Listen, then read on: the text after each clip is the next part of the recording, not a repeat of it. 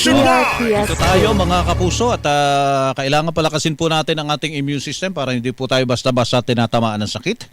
Ayan, at mag-Immunomax po tayo. Immunomax food supplement mga kapuso. Meron po nito para sa mga bata, meron po nito para sa mga nakatatanda o sa mga adult.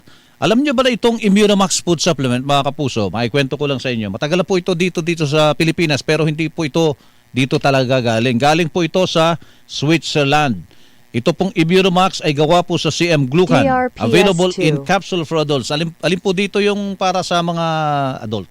Ito pong dalawang mga malilit na mga paketeng puti at saka kulay asul. Yan. Alam mo po nito mga pakete na ito ay kapsula. Yan, kapsula.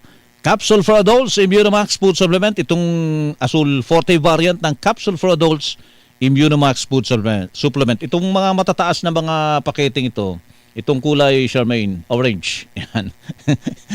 Ayan po ay ano yan eh. Ang laman nito ay DRPS2. botelya. Laman ng botelya ay syrup for kids. Syrup for kids. Itong kulay asul naman ay yung syrup for kids Immunomax food supplement forte variant. Yan. Mula po sa aming studio kahit nasan pa kayo sa mga sandaling ito, yan po ang magandang balitang hatid po sa inyo ng Immunomax. Mahalagang paalala ang Immunomax. At Immunomax Forte, hindi po gamot at hindi dapat gamiting panggamot sa anumang uri ng sakit.